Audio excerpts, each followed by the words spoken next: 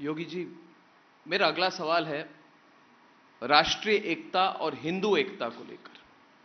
और योगी जी, ये संयोग की बात है कि आप मुख्यमंत्री भी हैं और आप महंत भी हैं, और ऐसा कार्यक्रम आपके समय में हो रहा है, और आपके जैसे भगवा धारण किए करोड़ों साधु संत प्रयागराज में मौजूद होंगे। तो मेरा सवाल यह है योगी जी, सीधा सवाल है कि क्या महाकुंभ, इस बार का महाकुंभ राष्ट्रवाद के साथ हिंदू एकता और सनातन को शिखर पे ले जाने का एक बहुत बड़ा अवसर है? देखिए, सनातन तो हमेशा शिखर पर ही रहा है, इसलिए सनातन है।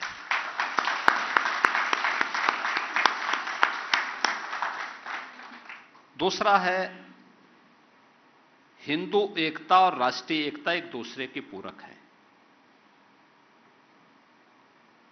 याद रखना, मैंने एक बार कहा था कि बटेंगे तो कटेंगे जी। ऐसे ही नहीं कहा था, इतिहास इस बात का गवाह है। एक हैं तो सेफ हैं। प्रधानमंत्री जी ने भी बार बार इस बारे में कहा, अगर एक हैं तो सेफ है। और याद करिए,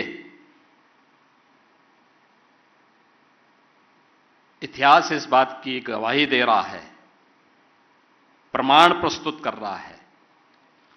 और 2017 के पहले यही उत्तर प्रदेश था जहां पे प्लान होता था, कैराना से, कांधला से, संभल से, और आज फिर से प्लान अब अपराधी और माफिया कर रहे हैं, वे देशद्रोही तत्व कर रहे हैं। आज यहां का नागरिक पलायन नहीं करता है, क्योंकि आज उसको जो जाति के नाम पर, देखिए, इस एकता से सर्वाधिक परेशानी किसको?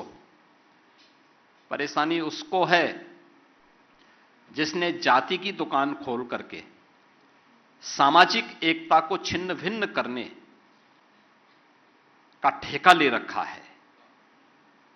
जो लोग विदेशी पैसे के बल पर जी इस समाज को बांटने का काम कर रहे हैं, ये जातिवादी शक्तियां वे वही हैं, वही काम कर रही हैं जो किसी कालखंड में किसी देशद्रोही ने किया है।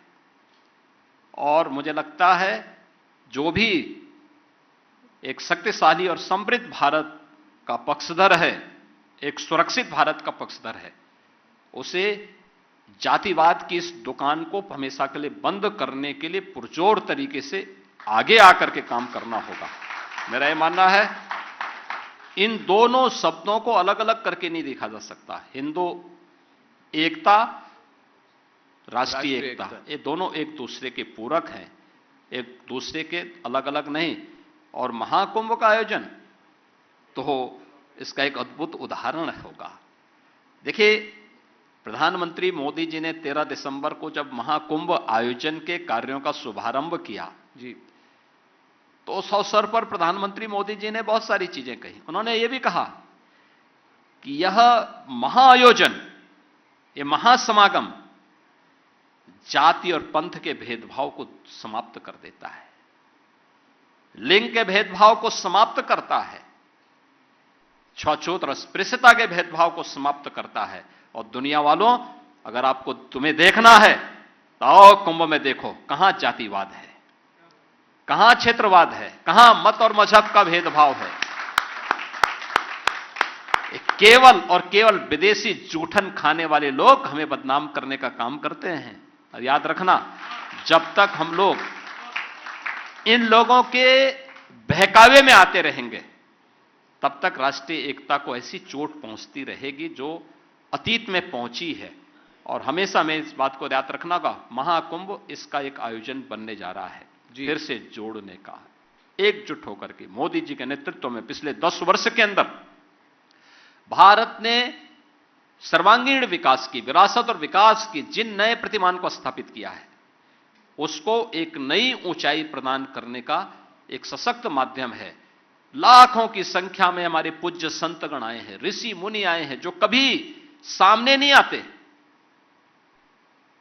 सुदूर जंगल में, कंदराओं में वर्षों वर्षों से साधना में लीन है, महाकुंभ के आयोजन में आएंगे।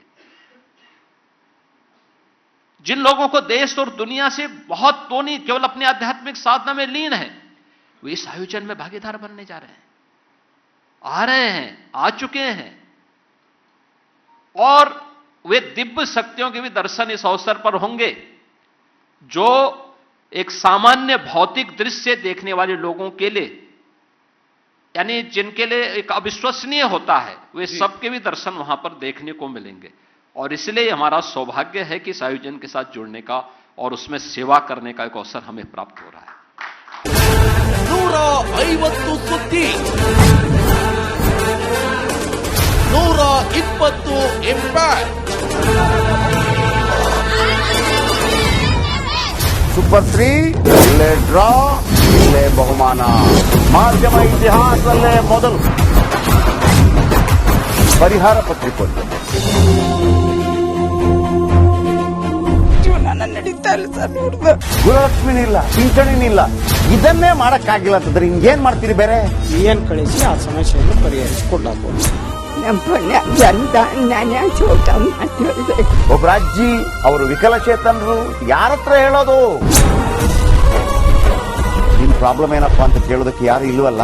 ಆಗ ನಾವಿರ್ತೀವಿ, ನಾವಿರೋದೇ ನಿಮ್ಗಾಗಿ. ನಾನು ಇರುವವರೆಗೆ, ಅವರು ಇರುವವರೆಗೆ 1000 ರೂಪಾಯಿ ತಿಂಗಳು ಹಾಕ್ತೀನಿ. ಆದ್ರೆ ಈ ಕೆಲಸ ಇದೆಯಲ್ಲ, ಯಾವತ್ತೂ ಕೂಡ ಶಾಶ್ವತವಾಗಿ ನಮಗೊಂದು ಒಳ್ಳೆ ನೆನಪನ್ನ ಕೊಡುತ್ತೆ, ನಮ್ಮನ್ನ ಕಾಪಾಡುತ್ತೆ. ನಾನು 3 ವರ್ಷ ಭಿಕ್ಷೆ ಬೇಡ್ಕೊಳ್ತಿರ್ಬೇಕು. 24 ಗಂಟೆಯಲ್ಲಿ ಅವರ ಬದುಕು ಬದಲಾಗಿ ಹೋಯಿತು. ನಾವು ರಿಪಬ್ಲಿಕ್ ಕನ್ನಡ, ನೇಷನ್ ಫಸ್ಟ್. ಸಮಾಜ ನಮಗೆ ಬಹಳ ಮುಖ್ಯವಾಗಿರುತ್ತೆ. ನಾವು ಆ ಜಾತಿ ಈ ಜಾತಿ ಅಂತ ನೋಡೋದಿಲ್ಲ. ಸಮಾಜದ ಕಟ್ಟ ಕಡೆ ವ್ಯಕ್ತಿ ಯಾರಿರ್ತಾನೆ, ಅದು ಯಾವುದೇ ಜಾತಿಯವನಾಗಿರ್ಬೋದು, ಯಾರು ಕಷ್ಟದಲ್ಲಿದ್ದಾನೆ ಅವನ ಪರವಾಗಿ ಧ್ವನಿ ಇರ್ತೇನೆ. ಆರು ಕನ್ನಡಕ್ಕೆ ಧನ್ಯವಾದ. ನಾವು 1 ವರ್ಷದ ನಿರ್ಭೀತ ಪತ್ರಿಕೋದ್ಯಮ ರಿಪಬ್ಲಿಕ್ ಕನ್ನಡ, ಇದು ನಿಮ್ಮ ಧ್ವನಿ. 1 ವರ್ಷ ಕಳೆದ ಒಂದೇ ವರ್ಷದಲ್ಲಿ ಚುನಾವಣೆಗಳು, ರಾಜಕೀಯ ತಂತ್ರ ಪ್ರತಿತಂತ್ರಗಳು, ಅಭಿಯಾನ, ಜನಪರ ಅಹೋರಾತ್ರಿ ಹೋರಾಟಗಳು, ಪಾರದರ್ಶಕ ವರದಿಗಾರಿಕೆಯ ಪಣ ತೊಟ್ಟು ಮುನ್ನಡೆದಿದ್ದೇವೆ. 1 ವರ್ಷದ ಸಂಭ್ರಮದ ಜೊತೆಗೆ ಜವಾಬ್ದಾರಿ ಕೂಡ ಹೆಚ್ಚಾಗಿದೆ. ಮತ್ತಷ್ಟು ಮುನ್ನುಗ್ಗಿ ಜನಪರ ನಿಲ್ಲುವ ಉತ್ಸಾಹ ಕೂಡ ಹೆಚ್ಚಿದೆ. ಯಾಕಂದ್ರೆ ಇದು ರಿಪಬ್ಲಿಕ್ ಕನ್ನಡ, ನಿಮ್ಮದೇ ಧ್ವನಿ. 1 ವರ್ಷದ ನಿರ್ಭೀತ ಪತ್ರಿಕೋದ್ಯಮ ರಿಪಬ್ಲಿಕ್ ಕನ್ನಡ, ಇದು ನಿಮ್ಮ ಧ್ವನಿ.